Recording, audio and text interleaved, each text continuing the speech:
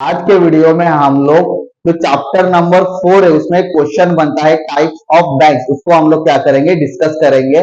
तो पहला बैंक का टाइप है सेंट्रल बैंक। सेंट्रल बैंक क्या होती है? सेंट्रल बैंक एक अपेक्स बैंक होती है। अपेक्स मतलब मेन बैंक होती है उस कंट्री की, मतलब उस कंट्री में जो भी फाइनेंसिंग के रिलेटेड जो भी डिसीजंस लेते हैं वो वही बैंक क्या करेगी, लेगी। करेंसी नोट छपाने हो और जो भी वो जो बैंक है वो बैंकर्स बैंक काम करती है, मतलब सारे बैंकों की बैंक, मतलब कोई भी बैंक को अगर कुछ भी प्रॉब्लम आता है तो वो बैंक जाके साथ में खड़ी हो जाएगी। तो हमारी कंट्री की, इंडिया की सेंट्रल बैंक कौन सी है? तो आरबीआई। वो कभी स्टैब्लिश हुई थी? 1935 में। तो उसके क्या क्या फंक्शन है? पहला है फ्रेम्स मॉनेटरी पॉलिसी, मतलब क्या मॉनेटरी पॉलिसी जो भी कंट्री के उसको क्या करने का, बनाने का काम किसका रहता है? सेंट्रल बैंक का रहता है। बाद में करेंसी नोट्स को इशू करने का काम, आपने देखा रहेगा हमारे करेंसी नोट के ऊपर जो भी साइन रहता है वो किसका रहता है? आरबीआई के गवर्नर का रहता है, मतलब सेंट्रल बैंक के गवर्नर का ही उसके ऊपर साइन रहता है। तो नेक्स्ट फंक्शन क्या है? Issue of currency note. उसके बाद क्या है?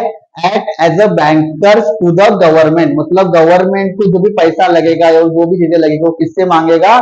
सेंट्रल बैंक से ही वो मांगेगा। Act as a bankers bank, bank का बैंक होता है, मतलब बैंक को कभी भी जरूरत पड़ती है तो ये बैंक जाके खड़ी हो जाएगी। अगर एसबीआई में कुछ प्रॉब्लम आता है या फिर दूसरे कौन सी बैंक में, अभी आपने देखा रहेगा करंट सिचुएशन में अबुदय करके एक बैंक है, उसके अंदर बहुत सारे घोटाले या फिर स्कैम हो रहे हैं। तो वहां पे क्या हो गया, उन लोग ने सारे जो भी उनकी टीम थी, मतलब मैनेजमेंट की, उनको हटा दिया और आरबीआई ने अपने लोग लाके वहां पे बिठा दिया। तो क्या करती है bank? Act as a bankers bank. Next है कमर्शियल बैंक। कमर्शियल बैंक जो होती है ना, उनका मेन मोटो रहता है पैसा कमाना। तो ये जो बैंक रहती है वो मतलब कंट्री के डेवलपमेंट में बहुत ज्यादा मदद करती है। तो कमर्शियल बैंक का मेन दो फंक्शन रहते हैं, कौन से? Accepting the deposit and issue a loan, या फिर लेंडिंग अ लोन। क्या करती है? लोगों से पैसा लेती है और लोगों का क्या करती है? लोन देती है। तो इसमें तीन टाइप होते हैं, public sector, private sector and foreign bank. Public sector मतलब ऐसे बैंक जिसमें क्या होता है, बहुत सारा जो भी स्टेक रहता है, या फिर मोस्टली मतलब 50% से भी ज्यादा स्टेक कौन होल्ड करके रखता है? गवर्नमेंट होल्ड करके रखता है, मतलब स्टेट गवर्नमेंट हो गया, सेंट्रल गवर्नमेंट हो गया, या फिर दोनों के कॉम्बिनेशन में, तो उससे बोलेंगे पब्लिक सेक्टर बैंक। हमारा एसबीआई है वो है public sector bank. Next private sector bank. Private sector bank वो होते हैं जिसमें बहुत ज्यादा स्टेक, मतलब 51% से भी ज्यादा स्टेक एक प्राइवेट इंडिविजुअल ने होल्ड करके रखा होता है। उसका एग्जांपल है एचडीएफसी। नेक्स्ट है फॉरेन बैंक। फॉरेन बैंक मतलब ऐसी बैंक जिसका हेड ऑफिस बाहर के कंट्री में है और उसने एक अपनी ब्रांच अपनी कंट्री में खोली है, मतलब होस्ट कंट्री में क्या किया है, उसने एक अपनी ब्रांच खोली है, उसे क्या बोलेंगे हम लोग? Foreign bank. उसका एग्जांपल है HSBC, Hong Kong Shanghai banking corporation.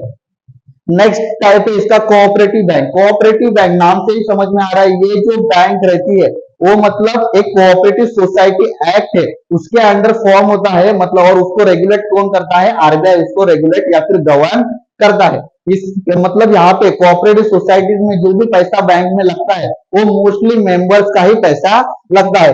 Registered under a cooperative society act. Register किसके अंडर होता है? वो कोऑपरेटिव सोसाइटी एक्ट के अंदर रजिस्टर्ड होगा। And regulated under a banking regulation act. इसका जो भी कामकाज रहेगा वो बैंकिंग रेगुलेशन एक्ट ने जैसा बताया है उसी प्रकार से ये लोग काम करेंगे। इसका मेन काम क्या है? बैकवर्ड रीजन में लोगों को क्या करना? लोन लेंडिंग करना है, इनका मेन काम है। आपने गांव साइड में देखा रहेगा फार्मर्स कोऑपरेटिव सोसाइटी वगैरह इस तरह की होती है, तो उनका मेन काम क्या होता है? फार्मर्स को मतलब लोन प्रोवाइडिंग करना, या फिर स्मॉल ट्रेडर्स है उनको क्या करना? लोन प्रोवाइड करना, या फिर उनकी फाइनेंशियल स्टेबिलिटी बढ़ाना।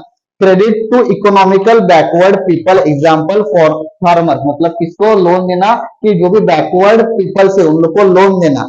नेक्स्ट इनमें भी तीन टाइप होते हैं, एक रहता है primary credit society, district central cooperative society and state cooperative bank. Primary cooperative society mostly rural areas में काम करता है। इसका जो भी फंडिंग रहता है वो mostly district and state cooperative society क्या करती है? उसको प्रोवाइड करती है। डिस्ट्रिक्ट सेंट्रल कोऑपरेटिव सोसाइटी ये जो रहती है वो कहाँ पे रहेगी? मतलब एकदम डिस्ट्रिक्ट लेवल पे जो भी रहता है, मतलब डिस्ट्रिक्ट लेवल पे ये काम करते हैं, मतलब थाने जनता कोऑपरेटिव सोसाइटी हो गई। इसके मतलब इसी तरह की जो बैंक रहती है ना, वो कहाँ पे मतलब डिस्ट्रिक्ट लेवल के लोगों से क्या करेंगे? पैसा डिपॉजिट लेंगे और उनको ही क्या करेगी? लोन सप्लाई करेगी। इनका जो भी फंडिंग रहता है वो mostly state cooperative bank provide करती है। स्टेट कोऑपरेटिव बैंक ये कैसे रहती है? और महाराष्ट्र अपने देखा रहेगा, Maharashtra cooperative society, Maharashtra bank, ये सारे बैंक है वो क्या है? स्टेट कोऑपरेटिव बैंक है। इनका जो भी फंडिंग रहेगा ये मोस्टली गवर्नमेंट करता है। नेक्स्ट है इंडस्ट्रियल डेवलपमेंट बैंक। नाम में ही पता चल रहा है ये जो बैंक है उनका मेन काम क्या है कि इंडस्ट्री की डेवलप करना, या फिर जो भी ट्रेडर्स है या फिर जो भी मैन्युफैक्चर है उनको क्या करना? लोन प्रोवाइड करना, ये इनका मेन काम है। Medium and long term loan to a business unit, क्या करना? बिजनेस यूनिट को मीडियम या फिर लॉन्ग टर्म लोन प्रोवाइड करना। नेक्स्ट है underwriting of shares. Underwriting करना मतलब क्या करना? जब भी एखादा बिजनेस क्या करता है, अपने शेयर्स को इश्यू करता है, तो ये बैंक क्या करेगी? उसको शेयर्स को क्या करती है कि अक्वायर करने की जिम्मेदारी कौन लेती है? ये लेता है। अंडर राइटिंग करना मतलब ये क्या करेगी? अगर समझो कि एक जो कंपनी है वो 1 लाख अपने शेयर्स पब्लिक को इश्यू कर रही है, तो ये क्या मतलब गारंटी लेगा? मैं आपके 50,000 जो भी शेयर्स है वो लोगों को बांट दूंगा। अगर बांट नहीं सके ये बैंक, तो क्या करेगी?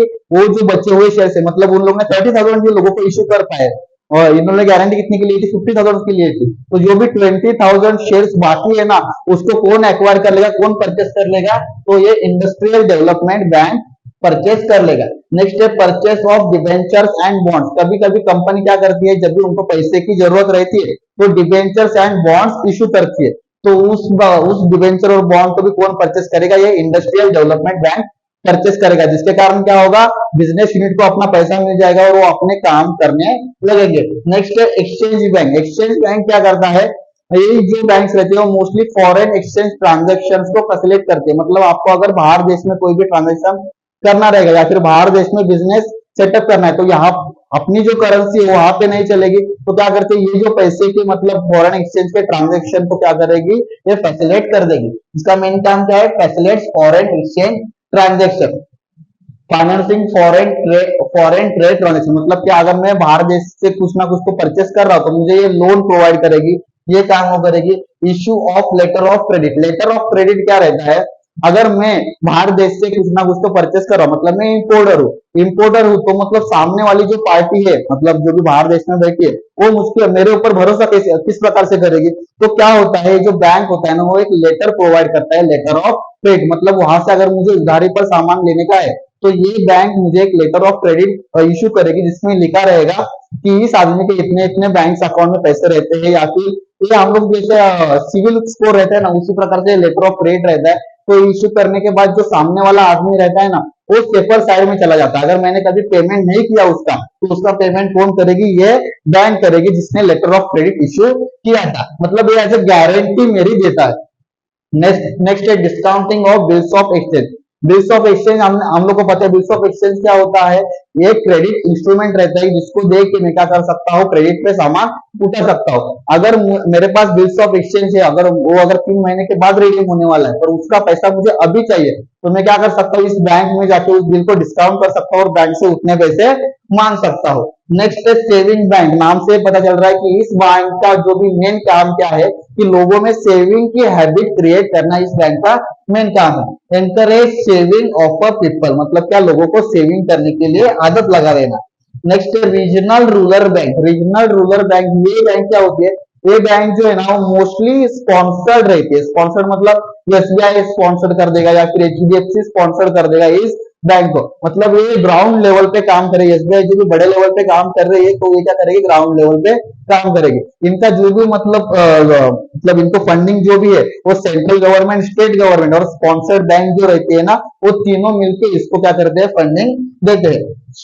Sponsored bank by a large public sector bank. मतलब लार्ज पब्लिक सेक्टर जो बैंक है, हमने यहाँ पे देखा था पब्लिक सेक्टर बैंक, ये क्या करेगी? इसको स्पॉन्सर्ड करेगी। कंट्रीब्यूशन किस प्रकार से रहेगा? सेंट्रल गवर्नमेंट 50% देगा, स्टेट गवर्नमेंट 15% देगा और स्पॉन्सर्ड बैंक जो रहेगा वो 35% इसका फंड का पेमेंट कर देगा। समझे?